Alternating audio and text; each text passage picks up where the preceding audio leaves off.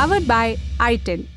सूर्य के प्रकाश जितनी ही अहम होती है, उन किरणों की ऊष्मा बारिश के बूंदों जितना महत्वपूर्ण होता है मेघ मृदंग, कहन जितना ही जरूरी होता है श्रवण, और निर्णय जितना ही महत्वपूर्ण होता है निर्णय का समय। जमानत के फैसले पर आज बात करेंगे, फैसला आने के समय पर बात करेंगे और उसमें छिपे निहितार्थों पर भी आज विस्तार से बात करेंगे। फैसला आने से पहले जो समय व्यतीत हुआ उस पर न्यायाधीशों ने क्या कहा वो भी बताएंगे कि कैसे अदालत ने जांच एजेंसी के लिए चेक्स एंड बैलेंसेस पर अपनी राय रखी और ये भी सुनिश्चित किया कि आरोपी जेल से बाहर जाए लेकिन न्याय की परिधि से बाहर ना जाने पाए। और फिर इसके बाद उस समय की बात करेंगे, उस देरी की बात करेंगे जो उत्पीड़न के अलग अलग मामलों में न्याय मिलने में लग रही है। नमस्कार स्वीकार कीजिए, अपन है कुलदीप और आप देखना शुरू कर चुके हैं दी ललन टॉप शो।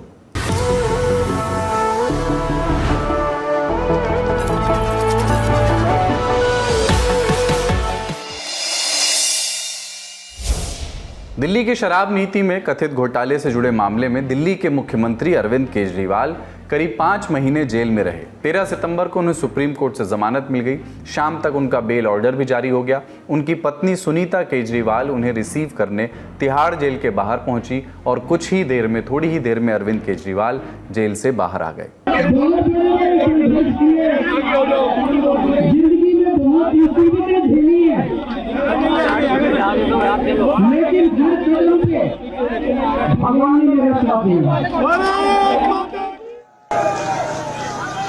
ऊपर वाले ने मेरा साथ दिया। क्यों? क्योंकि मैं सच्चा था, मैं सही था, इसलिए भगवान ने मेरा साथ दिया। इन लोगों ने मुझे जेल में डाल दिया। इन लोगों को लगा कि केजरीवाल को जेल में डाल देंगे तो केजरीवाल के हौसले टूट जाएंगे। आज मैं आपको कहना चाहता हूं, मैं जेल से बाहर आया हूं, मेरे हौसले 100 गुना ज्यादा बढ़ गए हैं। केजरीवाल तिहाड़ जेल में बंद थे। सुप्रीम कोर्ट में जस्टिस सूर्यकांत और जस्टिस उज्जवल भुइयां की बेंच ने उनकी जमानत पर 5 सितंबर को फैसला सुरक्षित रख लिया था। 13 तारीख को फैसला सुना भी दिया गया। केजरीवाल की तरफ से सीनियर वकील अभिषेक मनु सिंह भी मौजूद थे, जबकि सीबीआई की ओर से additional solicitor general SV Raju. अदालत ने कुछ शर्तों के साथ अरविंद केजरीवाल को जमानत दी है। ये शर्तें कौन सी हैं? अरविंद केजरीवाल को 10 लाख रुपए का बेल बॉन्ड भरना पड़ेगा। केजरीवाल पब्लिक में इस केस की कोई चर्चा नहीं करेंगे, कोई टिप्पणी नहीं करेंगे इस केस पर। केजरीवाल किसी भी गवाह को प्रभावित करने का प्रयास नहीं करेंगे। केजरीवाल मुख्यमंत्री कार्यालय में प्रवेश नहीं करेंगे। बतौर मुख्यमंत्री किसी फाइल पर हस्ताक्षर भी नहीं करेंगे। चौथी शर्त पर अदालत में बड़ी रोचक बात उठी। जस्टिस भुइयां ने कहा कि हम इस शर्त से ज्यादा सहमत तो नहीं हैं, लेकिन जब ईडी ने अपने केस में केजरीवाल को जमानत दी थी तो ये शर्त लगाई थी, तो अब हम चूंकि इन्हें सीबीआई वाले केस में जमानत दे रहे हैं तो ईडी की लगाई शर्तों पर हम कोई तब्दीली या टिप्पणी नहीं करेंगे। आप जानते हैं कि केजरीवाल पर ईडी का केस पहले से चल रहा था, बाद में सीबीआई ने भी केस दर्ज किया था और उनकी गिरफ्तारी की थी। यानी केजरीवाल के खिलाफ एक साथ 2 एजेंसियों की जांच केस चल रहे हैं अभी भी। ईडी ने 21 मार्च को अरेस्ट किया था उन्हें, सीबीआई ने 26 जून को। ईडी वाले मामले में उन्हें सुप्रीम कोर्ट ने 12 जुलाई को जमानत दे दी थी और तभी जमानत देते हुए ईडी ने ये शर्तें लगाई थी। ये शर्त आगे के लिए कई प्रश्न चिन्ह छोड़ रही हैं। क्या जेल से बाहर आकर भी केजरीवाल कामकाज में, मुख्यमंत्री के तौर पर अपने कामकाज में कोई भी हस्तक्षेप उनका नहीं रहेगा? क्या दिल्ली सरकार चलाने के लिए आम आदमी पार्टी को अब विकल्प तलाशने पड़ सकते हैं? जवाब दे रहे हैं इंडिया टुडे से जुड़े पत्रकार कुमार कुणाल। ये बात बिल्कुल सही है कि इस वक्त जो शर्त लागू है अरविंद केजरीवाल की जमानत को लेकर के, उसमें उन्हें ना तो आधिकारिक तौर पर अपने दफ्तर जाने की अनुमति मिली हुई है, ना ही उन्हें कोई फाइल देखने की अनुमति है। लेकिन दिल्ली का सिस्टम एक ऐसा सिस्टम है जहां बगैर मुख्यमंत्री के काम चलाने में मुश्किल आती है। यानी अलग अलग विभाग जरूर हैं, लेकिन फाइल लगभग सारी उपराज्यपाल के पास जाती है और उपराज्यपाल के पास फाइल जाने से पहले उसे मुख्यमंत्री कार्यालय में आना जरूरी होता है। तो जब तक मुख्यमंत्री उस पर दस्तखत नहीं करेंगे, क्या वो उपराज्यपाल कार्यालय, उपराज्यपाल सचिवालय जा सकेगी? ये बड़ा सवाल है। बीच में एक ऐसा सिस्टम बनाया गया था जब मुख्यमंत्री खुद हर फाइल को नहीं देखते थे, हर फाइल उनके दस्तखत से उपराज्यपाल के पास नहीं जाती थी। लेकिन उसके बाद उपराज्यपाल ने इस पर ऐतराज जताया और कहा कि ये जो पूरी फाइल है वो मुख्यमंत्री के बिना दस्तखत के, बिना उनके नजर से गुजरे हुए उपराज्यपाल तक पहुंचना ये नियम के खिलाफ है। ऐसे में नियम का पालन यही है कि मुख्यमंत्री खुद सारे के सारे फाइल देखें। कई लोग ये कह रहे हैं कि क्या कोई वैकल्पिक व्यवस्था हो सकती है, क्या कोई उप मुख्यमंत्री बनाया जा सकता है या कोई नंबर 2 बनाया जा सकता है जो मुख्यमंत्री का कार्य देखे। लेकिन संवैधानिक तौर पर उप मुख्यमंत्री या नंबर 2 का कोई कॉन्सेप्ट नहीं होता है। यानी मुख्यमंत्री के पास जो अधिकार हैं वो एक्सक्लूसिव मुख्यमंत्री के अधिकार होते हैं, उसे किसी मंत्री को डेलीगेट नहीं किया जा सकता है। तो ये एक मुश्किल है। ऐसे में जो अभी तक एक पॉलिसी पैरालिसिस, कामकाज में रुकावट इसलिए आ रही थी क्योंकि अरविंद केजरीवाल जेल में थे, वहां पर कोई फाइल नहीं जा सकती थी, वहां पर कोई मुख्यमंत्री कार्यालय नहीं काम कर सकता था, उसी तरीके की स्थिति लगभग इस आदेश के बाद भी बनी रहेगी। दूसरी बात यह है कि क्या कोर्ट से इसमें राहत मिल सकती है?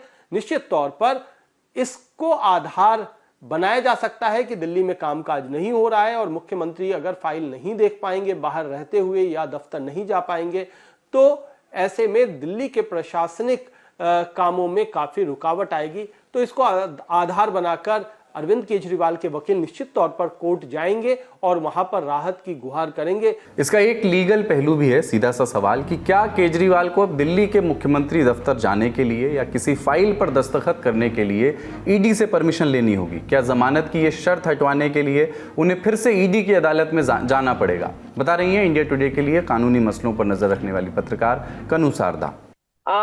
जहां तक उनके वकीलों से हमारी बातचीत हुई तो उन्होंने ये कहा कि वो जरूर ही मॉडिफिकेशन की एप्लीकेशन सुप्रीम कोर्ट में लगाएंगे। वो मांगेंगे उनसे कि आप इतना स्ट्रिक्ट मत बनिए कि हमें सीएम ऑफिस में भी नहीं जाना, सीएम की फाइल भी साइन नहीं करना। पर यहाँ पे मैं ये भी क्लैरिफाई कर दूं कि ईडी वाले केस में भी सुप्रीम कोर्ट ने ये एम्बार्गो दिया था कि अगर कोई ऐसा काम या ऐसी फाइल जो है जिसपे अरविंद केजरीवाल जी के फाइल बहुत ही ज्यादा जरूरी है, तो वो एलजी के थ्रू अगर अरविंद केजरीवाल जी के पास आएगी वो फाइल, तो अरविंद केजरीवाल जी उसे साइन कर पाएंगे। तो ये कंडीशन रहती है कि अगर लेफ्टिनेंट गवर्नर दिल्ली अगर कोई फाइल को साइन करवाना चाहता है तो अरविंद केजरीवाल जी उस फाइल को साइन कर पाएंगे। पर हम जानते हैं कि दोनों के कॉर्डियल रिलेशंस है नहीं, अच्छे रिलेशंस है नहीं, तो ऐसे में ये कंडीशन होना या नहीं होना एक आम सी बात लगती है।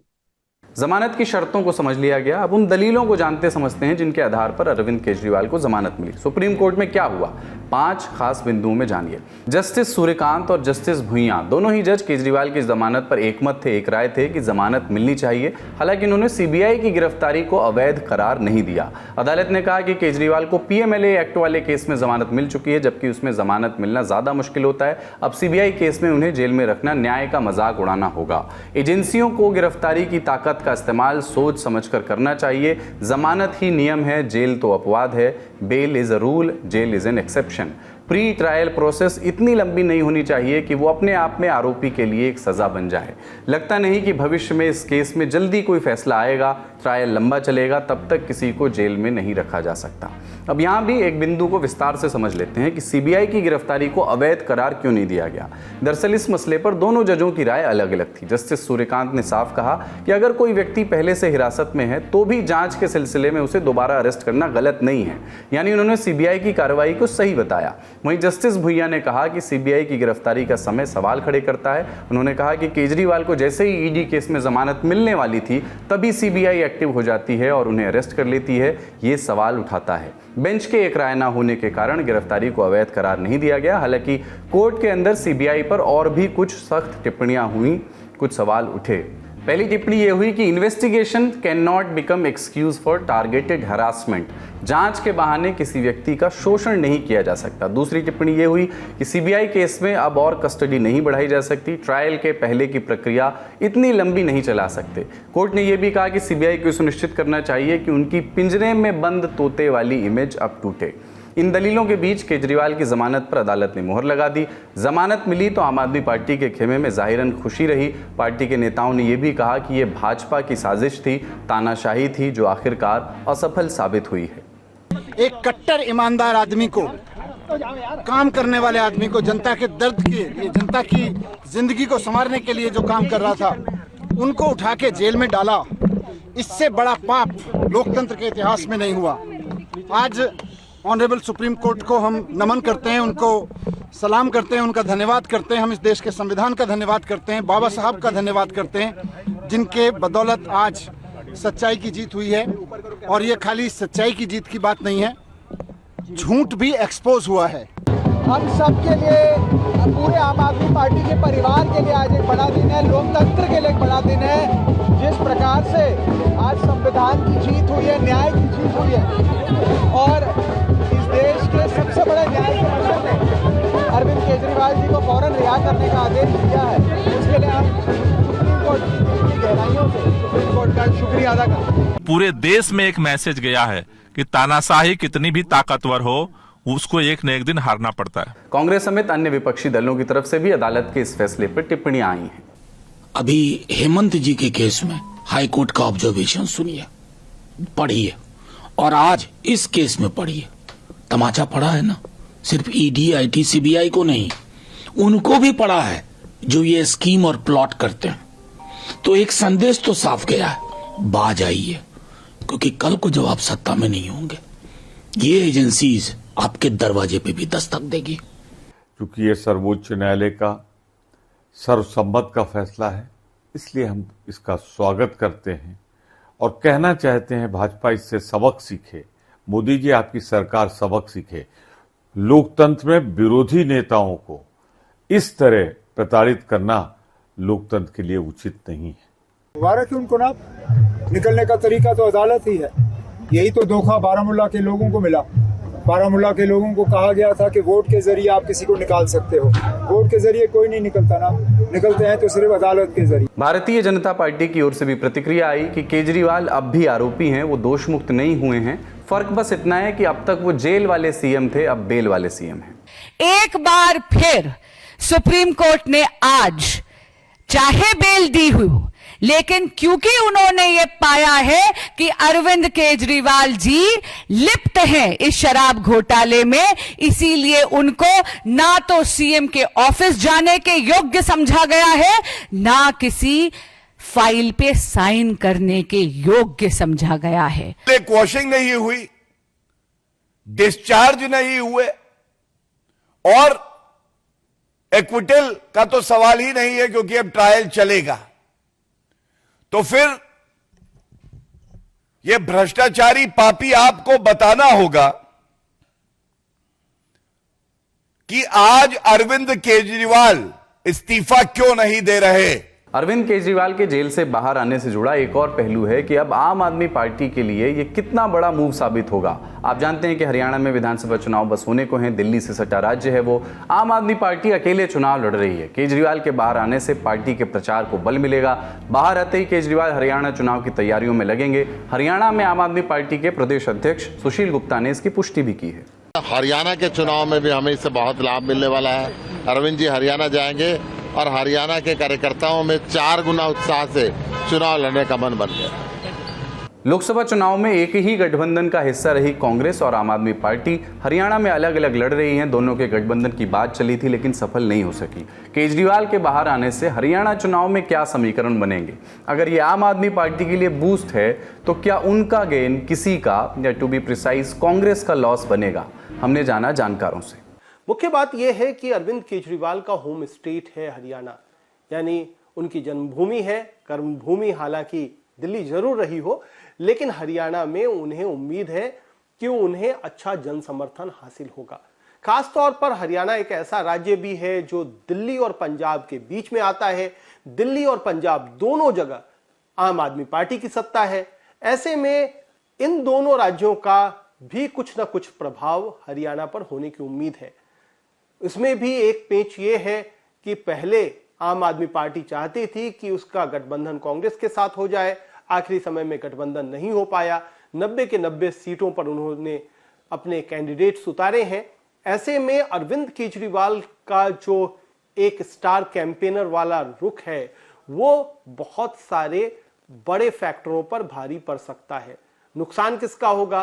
क्या एंटी इनकम्बेंसी वोट जो बीजेपी के खिलाफ है उसमें सेंधमारी करेगी आम आदमी पार्टी, या फिर जो कहा जाता है कि नॉन जाट ब्लॉक जो कि बीजेपी के साथ आता है, उसमें एक बड़ा शेयर आम आदमी पार्टी और अरविंद केजरीवाल ले जाएंगे।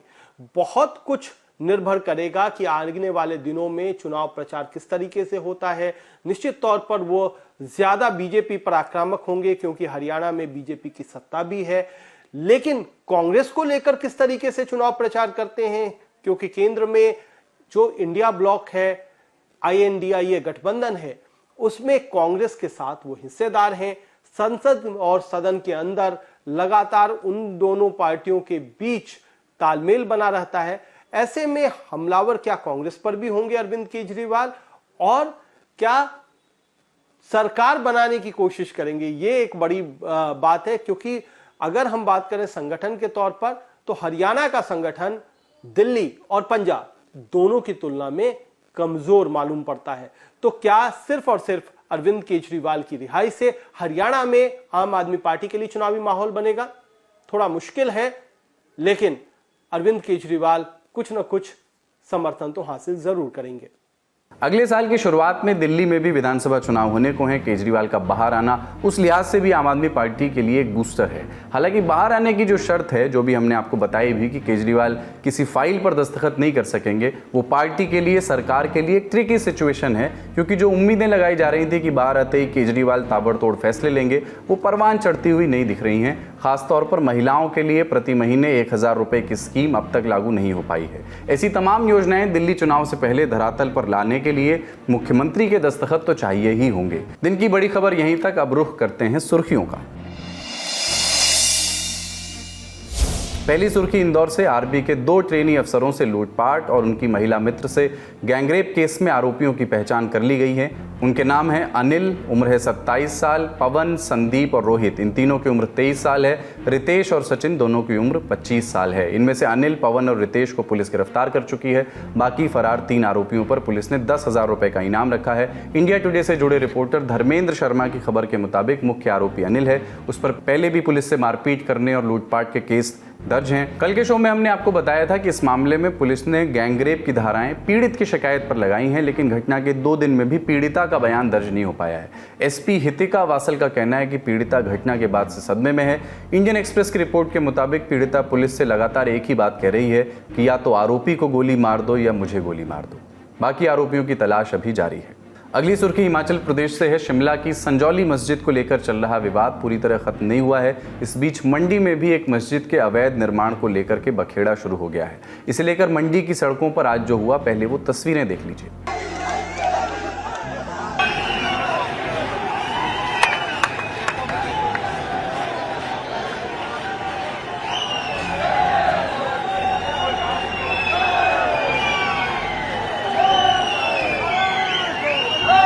ये वीडियो मंडी के जेल रोड इलाके का है। मंडी की एक मस्जिद में अवैध निर्माण के खिलाफ हिंदुत्ववादी संगठन सड़कों पर उतरा है। इसी जेल रोड पर थोड़ा आगे बढ़ने पर करीब 30 साल पुरानी ये मस्जिद है। आरोप है कि इसकी 2 मंजिल अवैध रूप से बनाई गई थी।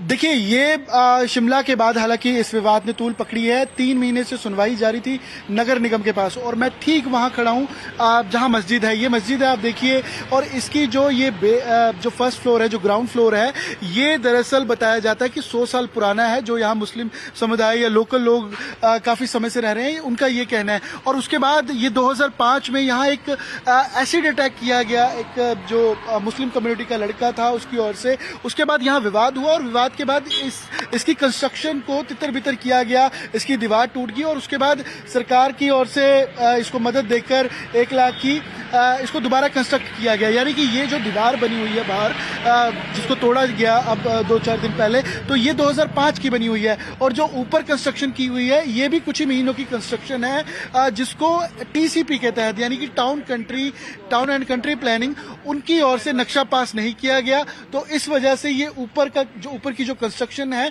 वो इलीगल कंसीडर की गई है TCP की ओर से। और इसी के चलते नगर निगम की ओर से, कमिश्नर की ओर से इस पर कार्रवाई करते हुए कि उन्होंने कहा कि अगर नक्शा पास नहीं है तो पूरी कंस्ट्रक्शन को, पूरी बिल्डिंग को इलीगल माना जाता है, जिसके चलते 30 दिन का टाइम अब दिया गया है नगर निगम की ओर से कि इसको पुराने स्वरूप में, जैसे ये 50 साल 100 साल पहले थी, वैसे या तो स्टैब्लिश किया जाए या और साथ साथ तोड़ा जाए। और अगर हायर अथॉरिटीज को या कोर्ट को अप्रोच करना भी है तो उसके लिए 30 दिन का समय दिया गया है। और आज क्योंकि 3 घंटे के करीब ये पूरा क्लैश रहा, रैली हुई, रैली के बाद एक इकट्ठ हुआ, इकट्ठ के बाद प्रदर्शन के बाद बैरिकेडिंग की, वो वाटर कैनन की तस्वीरें, और उसके बाद ये निर्देश आ गए कि इसको अब डिमोलिश किया जाएगा 30 दिन के अंदर, या तो डिमोलिश किया जाए, पुराने स्वरूप में लाया जाए, नहीं तो विभाग जो है नगर निगम इस पर कार्रवाई करेगा। और मस्जिद के इलीगल फ्लोर को लेकर नगर निगम में सुनवाई हुई। नगर निगम आयुक्त एच.एस. राणा की कोर्ट ने आज ये आदेश दिया कि मस्जिद में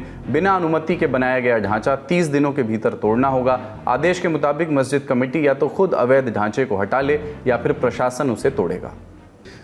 आज हमने कम से कम 3 महीने के अंदर, मैं समझता हूं कि हमने ये फैसला दिया है और उन्हें ये बताया गया है, ये फैसला दिया गया है कि वो 30 दिन के अंदर उस भवन को उस भवन के निर्माण से पहले की जो अवस्था थी उसमें ले आए, अन्यथा फिर हम जो है विभागीय कार्रवाई करते हुए उनके रिस्क और कॉस्ट पे उसका जो आगे कार्रवाई है वो करेंगे। कितनी स्क्वायर मीटर टोटल लैंड है सर, और अवैध कितनी स्क्वायर मीटर पाई गई है जिस पर जो है कार्रवाई की जा रही है? देखिए, जो उनका अपना अहले इस्लाम के नाम पे जो लैंड है वो 231 स्क्वायर मीटर है। जो हमारे लोगों ने नापा था, वहाँ पर मेजरमेंट किए थे, उसके हिसाब से 240 स्क्वायर मीटर वो निकली थी। लेकिन फिर ये बाद में पाया गया कि जो एक्सेस कवर्ड एरिया है वो पीडब्ल्यूडी का है। तो पीडब्ल्यूडी वालों ने पिछले कल आप देख ही रहे होंगे कि एक्शन लिया था और उन्होंने भी कोऑपरेट किया। अहले इस्लाम जो सोसाइटी है उन्होंने भी उनको कोऑपरेट किया और वो स्वयं ही उसको तोड़ दिया था। ये बात हुई प्रशासन की। अब मस्जिद कमेटी की ओर से इस मामले में आई प्रतिक्रिया सुनते हैं। ये तो प्रशासन देखभाल करेगा ना इसकी, तो कि जी कौन बांग्लादेश से आया है, कौन कलकत्ता से, कोई कहाँ है, वो अपना जा करके जो नहीं वो देखे। हम क्या बताएं, यहाँ हमें तो कोई नजर नहीं आता कोई बांग्लादेश से आया है या कोई जो नहीं इस तरह की हरकतें कर रहा है। आप कितने टाइम से यहाँ पर? जी मुझे 22 साल हो चुके हैं यहाँ पर रहते। आप कहाँ से आए थे पहले? मैं यूपी बिजनौर से रहने वाला। और यहाँ आप क्या काम करते हैं? सिलाई का काम करता हूँ। आपके सभी कागजात यहाँ के होंगे? कोई जी मेरा पूरा है, मेरे बच्चे यहीं पैदा हुए हैं, मेरे बच्चों के राशन कार्ड भी यहीं बनवा लिए हैं। यहीं हम जो नहीं अपना जैसे यहाँ सेवा दे रहे हैं उसी तरह से हम जो नहीं यहाँ का फायदा भी उठा रहे हैं। हिमाचल प्रदेश में चल रहे मस्जिद विवाद पर मुख्यमंत्री सुखविंदर सिंह सुक्खू का कहना है कि इस मामले को लेकर के कमेटी बनाएंगे और कानून के मुताबिक कार्रवाई की जाएगी। मेरा मानना है हिमाचल प्रदेश में सभी को काम करने का अधिकार है।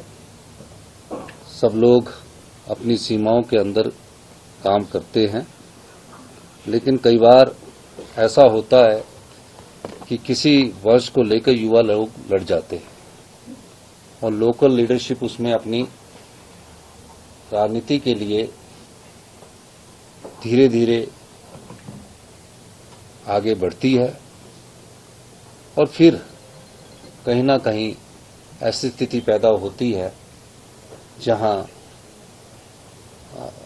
कोई छोटी सी बात किसी मुद्दे के रूप में सामने आती है। दिल्ली की राव कोचिंग सेंटर वाले मामले में 4 आरोपियों को अंतरिम जमानत मिल गई है। ये चारों राव कोचिंग सेंटर के सह मालिक हैं।